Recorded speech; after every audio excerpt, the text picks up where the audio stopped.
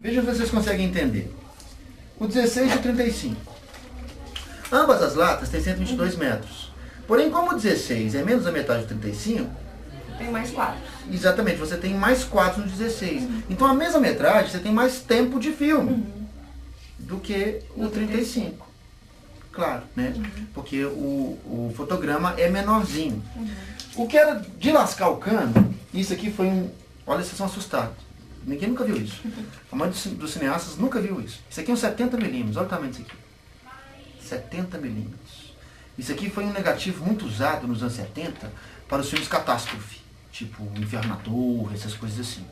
É um formato muito caro, tanto é que nem está em uso mais. Isso aqui é uma coisa que relíquia que eu tenho aqui. Olha o tamanho do negativo. Olha o tamanho do fotograma. Isso foi muito usado em cinema 360 graus, 180 graus, 180 graus. Aquela imagem extremamente ampliada. Isso aqui não usa mais. Imagina os 70mm. Era tão pesado um rolo disso que o projetor rodava de lado, assim. Não dava conta de rodar assim. Rodava de lado e depois tinha uma lente lá que projetava a imagem no formato certo. Esse é o 70, que não se usa mais. E tem o famoso Super 8. Muita gente ouviu falar do Super 8. Gente que se bobear tem até câmera Super 8 em casa. O Super 8. Qual o tamanho do Super 8? O Super 8 é uma bitolazinha metade do 16. Né? 8 para 16, metade. E o Super 8 ele vem cartuchinho. Cartucho, se você roda 18 quadros, dá 3 minutos e 20 segundos cada cartuchinho. Se você roda 24 quadros, dá 2 minutos e meio, mais ou menos. O Super 8 é um formato caseiro, né, amador, vamos chamar assim, que muita gente usa como opção estética. A estética, a acuidade visual do Super 8 é única. Eu mesmo já fiz um clipe de uma banda, dirigi um clipe de uma banda que a gente teve várias cenas do Super 8. A gente queria algo envelhecido, uma coisa assim, que o Super 8 dá essa qualidade de imagem. Então hoje é muito usado como opção estética. Entendi. Opção estética. Cláudio, mas no caso, se eu tenho mais quadros aqui, e antigamente, isso aqui também é o filme Super 8, aliás, eu tenho mais quadros no Super 8, por que a gente vê as imagens aceleradas? A forma de captura das imagens, por exemplo, é 8 quadros por segundo, aí quando eu vou projetar em 24 elas aceleram? É isso? Não, o que acontece é o seguinte, como eu falei, o Super 8 às vezes, vamos supor o Super 8, como o cartucho, a duração dele é muito pequena, eu opto às vezes por rodar em 18 quadros, revelo, o material revelo. É difícil revelar Super 8 no Brasil, tem poucos lugares e tal, o pessoal tem mandado muito revelar no Canadá. Aqui em Belo Horizonte tem revelação? Não, nem o Super 8, nem 16, nem 35, nada disso. No Brasil, só Rio de Janeiro e São Paulo. Só. Tem um outro cara que faz uma revelação Super 8 meio caseira. Mas laboratório mesmo, Rio de Janeiro e São Paulo. O pessoal tem mandado recentemente muito para o Canadá. Porque o Canadá, o custo lá é bom para revelação do Super 8 e tal. E o serviço pelo amor de Deus, né? Qualidade extraordinária. Então, o que acontece? Aí o meu cartuchinho é muito pequeno, eu rodo ele em 18 quadros para ter mais tempo. Dá mais ou menos um minuto a mais. Na hora que eu jogo para a ilha, eu faço um cálculozinho de ajuste de imagem. Eu transformo em 24 quadros. Se esse cálculo não é bem feito, fica aquela coisa meio dos filmes do cinema mudo antigo, dá uma acelerada, não dá aquela coisa toda. Ou se eu pego o que eu rodei a 18 quadros e projeto no projetor de 24 quadros, vai ficar acelerado. Entende? Como é que funciona? Para aceleração e redução de imagem. Hoje eu jogo na ilha e trabalho, por exemplo, um slow motion, um fast, né? Um fast motion, aquela coisa toda.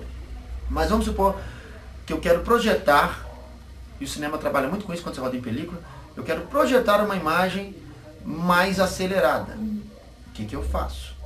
Eu filmo com a velocidade, por exemplo, 24 quadros por segundo, né?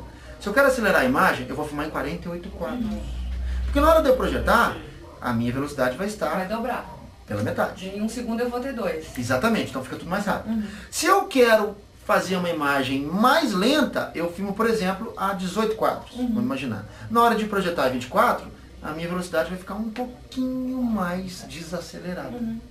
Entende? Mais qualidade, entendo. E aí mais qualidade eu tenho para fazer isso na plataforma ou na hora de capturar nos dois, né? Na verdade eu capturei com 18 e coloquei... A verdade é que você consegue ter as duas coisas, os dois efeitos. Mas se você já filma na velocidade, a tendência é que a imagem se estabilize melhor.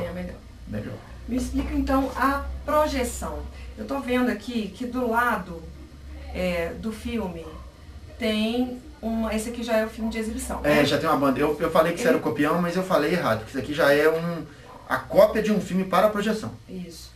Eu vi que ela tem 2 listas azuis aqui. O que são elas? Aqui é a banda sonora. Aqui, ó. A gente tem cada um dos fotogramazinhos aqui. E aqui do lado tem 2 gráficozinhos, ó, que são a banda sonora do filme.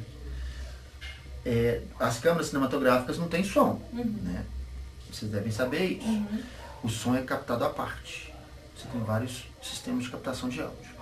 Captado à parte. Você tem, da mesma maneira que você tem negativo de imagem, você tem negativo de som.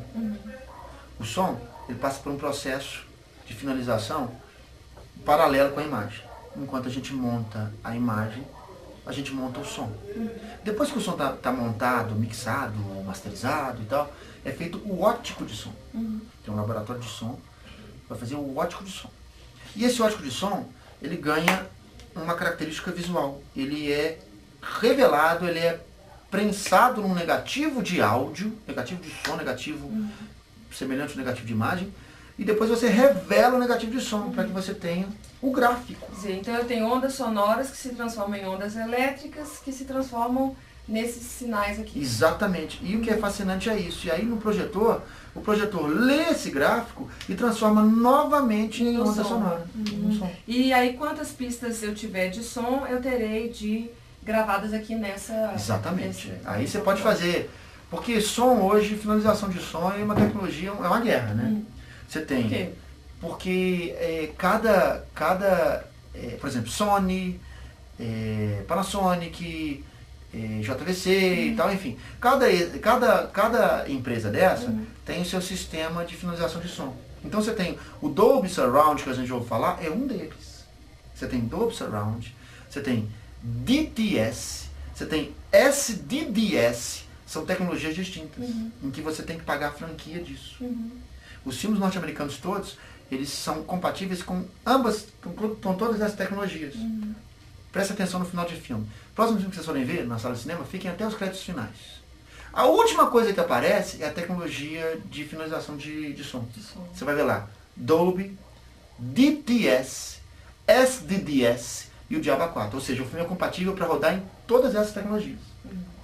Quer dizer, então é uma guerra. De projeção, ele tem um leitor somente para o áudio e esse, no caso, essas terminologias definem que ele está apto a rodar em determinado projetor, exatamente, em determinada tecnologia. Ou seja, como ele é compatível com todas as tecnologias, o filme adquire essa característica, ele roda em qualquer sistema de projeção de áudio.